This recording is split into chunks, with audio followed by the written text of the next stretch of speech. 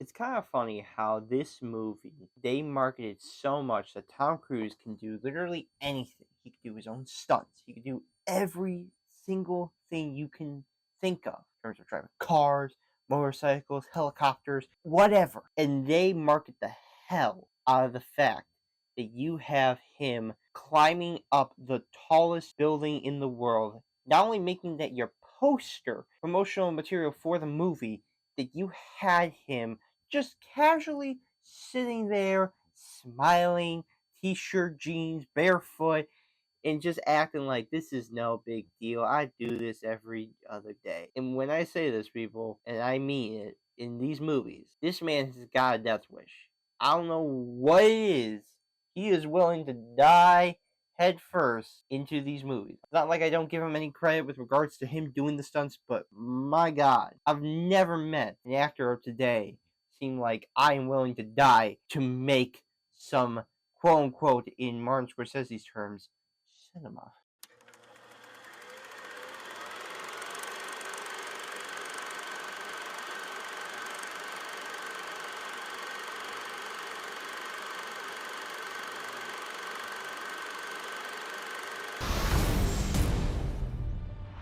Okay, this is a slight wrinkle. We're going to have to go into the server room from the outside.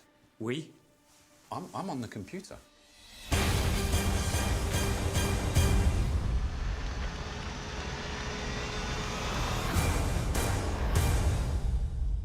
Mission Impossible Ghost Protocol is directed by Brad Bird and written by Josh Applebaum and André Nemec. The film stars Tom Cruise, Jeremy Renner, Simon Pegg, and Paula Patton. According to IMDb's plot synopsis, the IMF is shut down when it's implicated in the bombing of the Kremlin, causing Ethan Hunt and his new team to go rogue to clear their organization's name.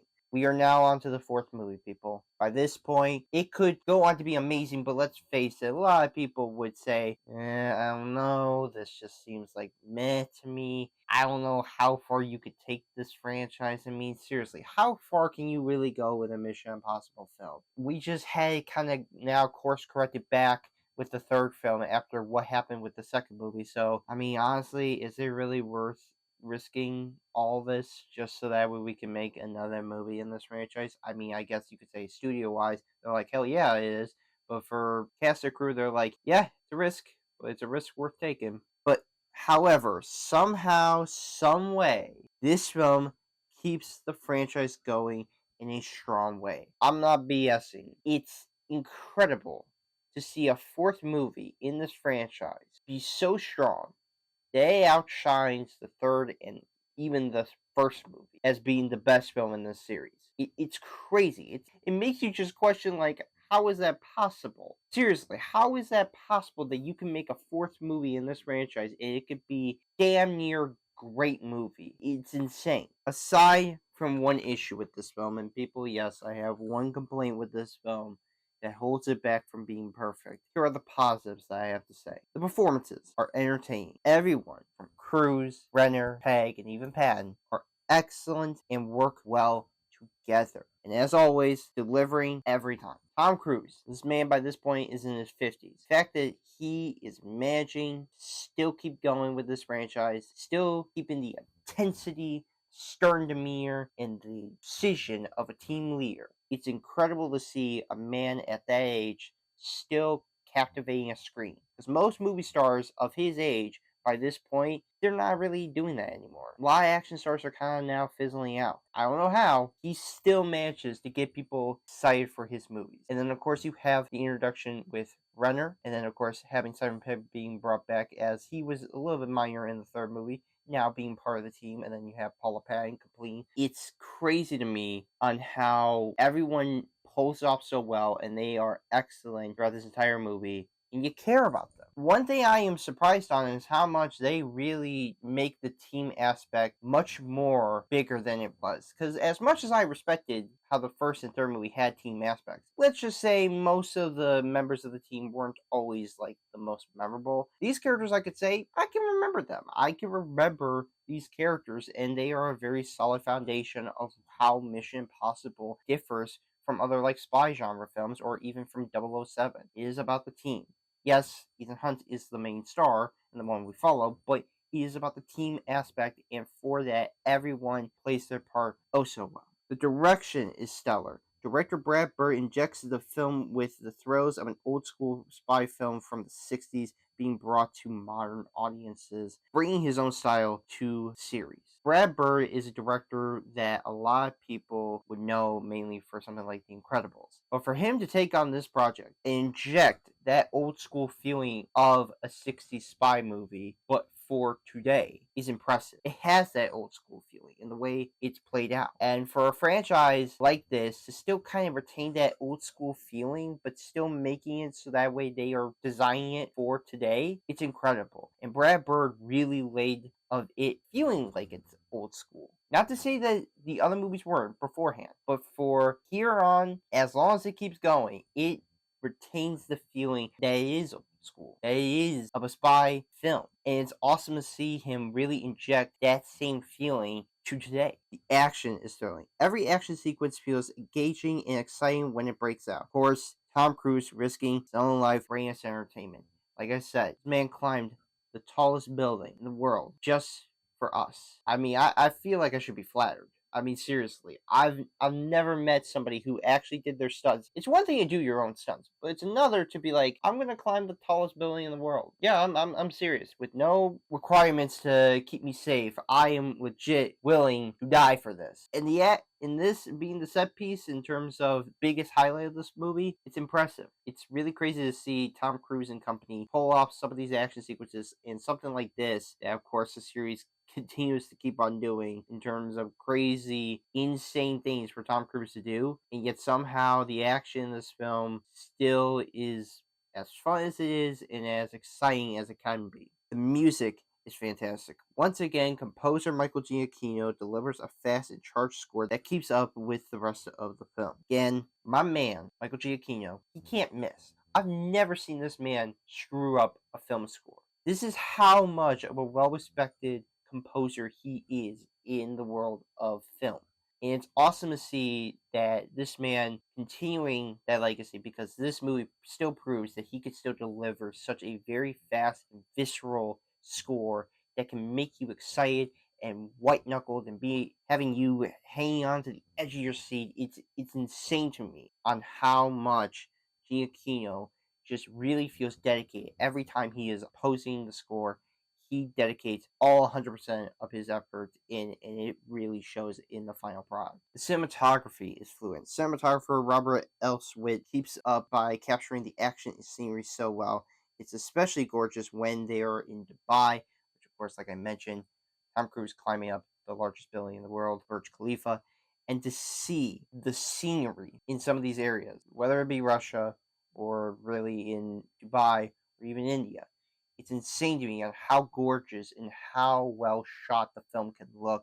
And again, with those action sequences being as amazing as it can be, it all blends so well together because of Robert Elswit's cinematography that helps complement the film of being as thrilling as it can be. The story is amazing. Having Ethan and team be on their own, trying to stop a threat from starting a war made for a tension-filled movie. Truly keeping the series going strong. It's insane to me on how much this story I think so far is probably my favorite, or at the very least as of right now being one of my favorites of the series, because the idea of Ethan and his team not even just going rogue, but rather the whole IMF has been disavowed. He has to clear their organization's name and to make sure that a world war doesn't start. And for his team to just kind of rely on some of the equipment that they got, and sometimes some of that equipment works and some of it doesn't. It's incredible that the writers managed to make sure they keep that feeling of tension all throughout. Something arises at the last possible second for the team and it screws up the plan and they gotta change on the fly. And it's really cool to see that. And of course, having Ethan Hunt still doing his crazy shenanigans, but then again, that's just Tom Cruise. I mean, if there's one thing this movie proves to us is that Tom Cruise, yeah, he's truly something. He's truly special in his own little way. And I'm not saying that as a bad thing. I'm saying that as a good thing. Like, this man truly is an action star to behold. The production is phenomenal. The production crew brought their A game when it came to putting this film together. Stunt team, camera crew, and set designers pulled it off also well for this movie to be as high quality as it can with the look and feel of an old school spy film. That says a lot. It says a lot of dedication to a lot of men and women who put their efforts and their time into a project like this, because this could have easily been like a cash grab, okay? And I always say this about a lot of action movies. They could be made for cash grabs, especially sequels. But it seems to me that Tom Cruise and company, they actually care. They actually care on making sure they are always delivering on high quality. And Tom Cruise, this man must be smart in how he structures these movies, and that he really truly understands what audiences come to see, but also knowing how it changes and shifts into something else. But it's really the production team at the end of the day. They put in all that hard work, and it finally pays off when you watch this film. You're like, my God, it's insane, crazy to think that so many talented people managed to put this all together. The pacing and runtime is quite shocking to me. There's never a dull moment that makes this film not engaging. It's crazy to me how a film like this could have easily had slowed down and very dulled out moments, but I couldn't think of a moment throughout this movie that I was just sitting there like looking at my phone or checking my watch and being bored by it. With a runtime of 2 hours and 13 minutes, it flew by so fast. I couldn't feel the runtime because the plot is just going and going, and as it keeps moving along, you kind of just forget how long this movie is. For a movie that is almost close to being 2 hours and 20 minutes, that pacing, that runtime, you don't feel it. It just keeps going and it doesn't stop. The editing is spot on. Each scene feels cut together perfectly. It makes the film precise, something that improved from the last movie. Because if you remember from Mission Impossible 3, my biggest issue with that film was the editing and how choppy it was and how spliced together it was. Here, that's not the case. All precision, accurate. It all felt just right when they were cutting this movie together and putting it all to one. It's truly sight to be seen when you have a lot of editors making sure that every action and every dramatic moment in this movie lands as well as it does. It is almost a perfect movie. I swear. It is near to being a perfect film. But there's just only one issue that holds it back, guys. I know. There's just one issue. If they had fixed this issue, it's a perfect movie in my books, or at least one of the best action movies out there. So here's my only negative. The villain is lackluster. There's nothing really interesting about him other than wanting to start World War III. Cobalt as the main villain in this movie. Yeah, he's just being another generic bad guy. Why does he want to blow up the world? Because he thinks it will be better. Why?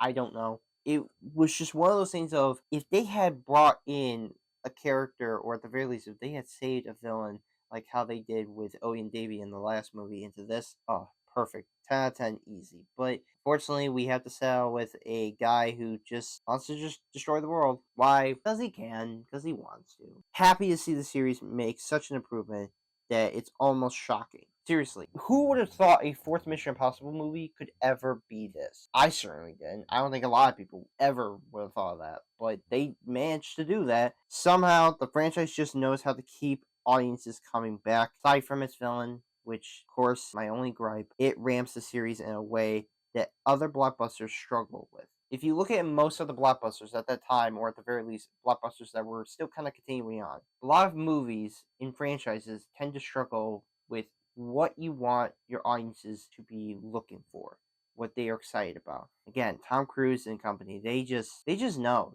They're smart at this. They know what audiences are looking for, and they managed to bring us all back into the theater and just watch some of these spectacle films just go down and have a fun time while watching them. I'm going to give Mission Impossible Ghost Protocol a 9 out of 10. This is near a perfect movie. If they had fixed that one issue, this would be perfect. But right now, it's still an amazing movie. It's incredible to see that a fourth movie in a franchise could still be as big as it can be. I'm just always happy to see that Tom Cruise really does put his all into these films and making sure it is for audiences to just eat up and just have a good time with. So next month I will be doing my reviews for both Rogue Nation and Fallout. So yes, look forward to those reviews and other reviews coming soon.